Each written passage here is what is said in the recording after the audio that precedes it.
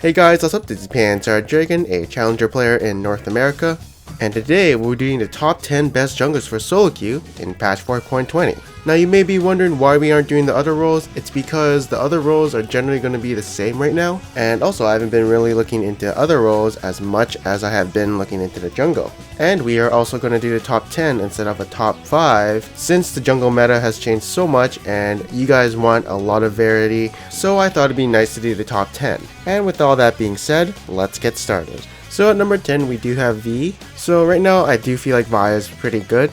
She can either go Juggernaut or Warrior and be useful. Like if she's ahead she can carry games with Warrior, and if she's behind she can be the team tank. And her ganks are still powerful while having some grid based damage. She also has a shield to help her, not take as much damage in the jungle. And she does have that AoE clear, so it's pretty good. And also she was a decent jungler in season 4, so expect her to be pretty decent. The only thing I don't like about her is how she doesn't have any sustain.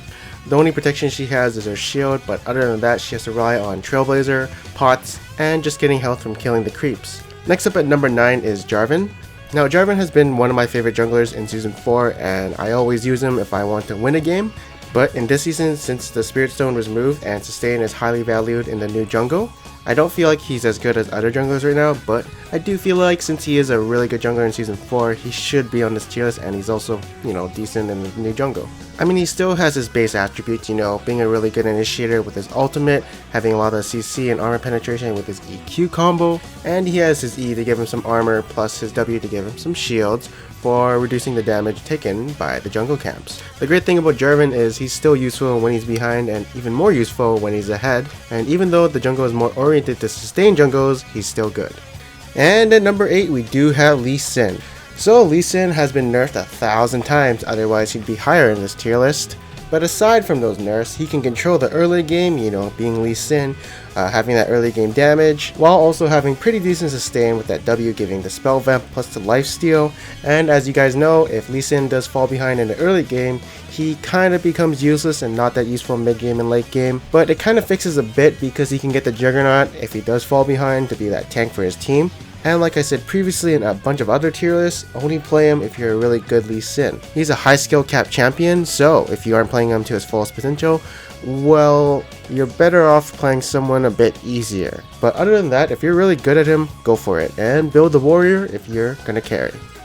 And at number 7 we do have Shaco. So in the new jungle where the jungle camps are harder, Shaco can use his boxes to eliminate the threat from taking so much damage. Shaco is one of those guys who can have a really fast gank because of his boxes, which do a lot of damage when you stack them up at the beginning of the game.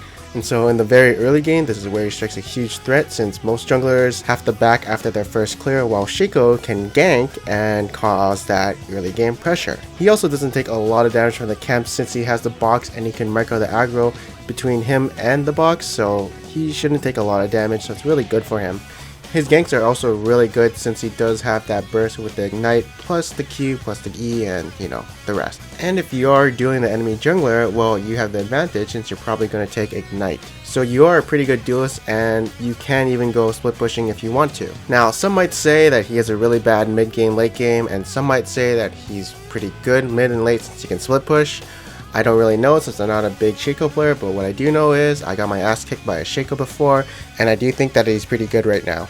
Next up is Wukong at number 6. So why do I feel like Wukong is better right now than most champions? Just because he's like all around consistent and pretty good, especially if he's behind he can go Juggernaut and be the team tank while having a lot of base damage, or if he's ahead he can go Warrior and have a bigger damage on his combo. But most of the times I will go Juggernaut since it's actually really good on him and probably better than Warrior since you do need a team tank. And he was actually better with the Spirit of the Ancient Golem before they nerfed it and changed it a bit, where it had 500 hit point and the tenacity.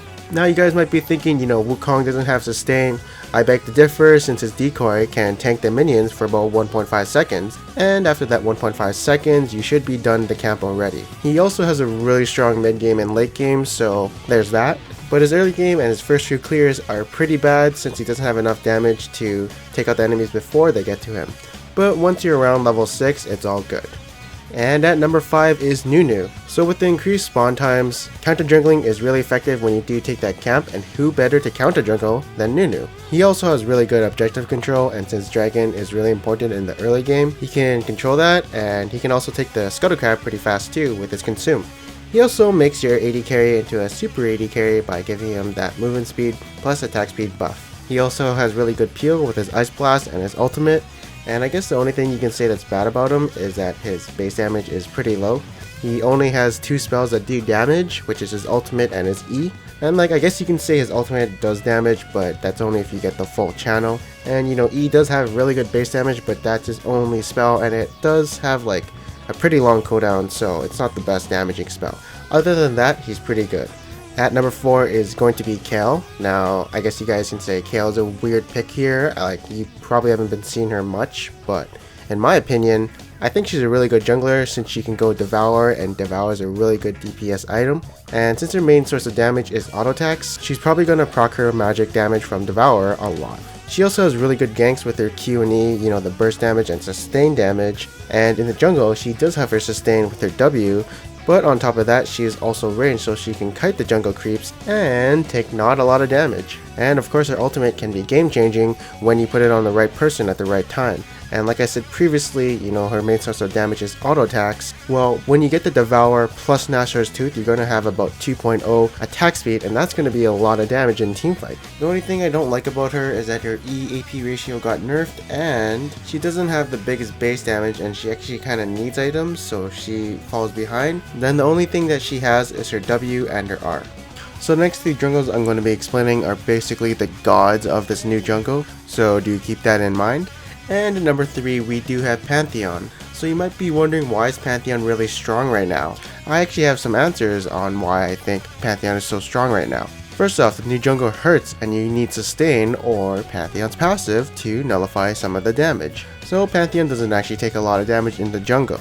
He can also solo Dragon at level 2 and get that resource for his team. The second reason why I think Pantheon is so strong is because of the new Elder Lizard or the Warrior enchantment. This gives 45 AD and 10 armor penetration, as opposed to 35 AD and true damage.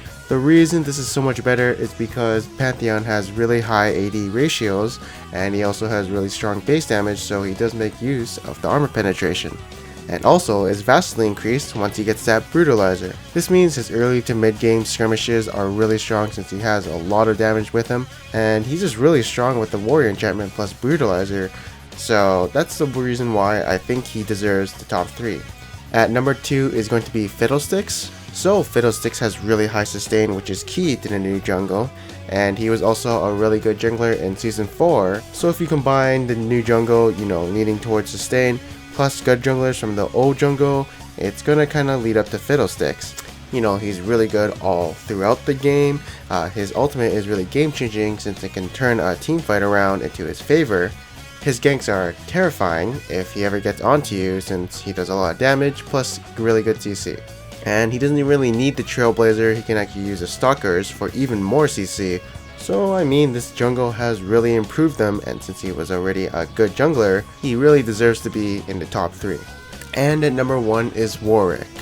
Okay, so no big surprise here, but I think you guys know the reason why. Skirmisher Saber gives him true damage with his ultimate. You know, activating a Skirmisher Saber and then ulting onto your opponent will literally destroy them hard, especially if you have the Devour, that's even more magic damage. And speaking of which, it was really hard to get the Fatal Flare in season 4 for Warwick, as you did have to wait until around 30 minutes to actually get it since his clears were really not the best. But now you can actually just straight up buy it and you'll have the Devour or 40 magic damage at 10 minutes. And Warwick is also a really high sustain jungler while also being a really easy jungler to play. He's also really tanky from the sustain from his R, his Q, and his passive, and he scales really well into the mid/late game. The only downside for Warwick in season 5 is that Quicksilver Sash is cheaper in the season 5, so do expect the enemy team to get that item if you are Warwick. But other than that, he's probably the best jungler in season 5 right now. Until the Skirmisher Saber gets nerfed, then it'll probably be Pantheon or Fiddlesticks at number 2 and 1. Anyways, that's the end of this video. I hope you guys enjoyed it. There will probably be no tier list for the other roles since I don't feel like I need to. and like the meta for those lanes haven't really changed that much. You know, pick the strong champions, Lucian, Corki, Syndra, Zed, and Rumble and Aurelia, while also picking Janna for support. But for patch 4.21 or the next patch, I'll be sure to get a tier list for each of those roles for you guys so that I'm happy and you guys are happy and basically everyone's happy. If you guys do want to see the 4.19 patch tier list for all roles, just click this annotation or look in the description below. Just click that video and you'll be sure to find what you need. Anyways, I am Pantheon Dragon, a challenger player in NA, and I will see you guys next time.